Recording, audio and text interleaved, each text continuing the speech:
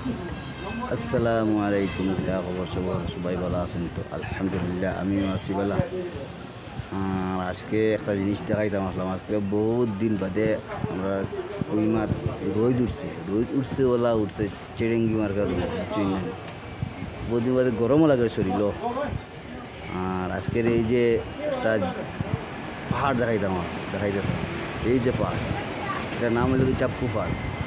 যে আমরা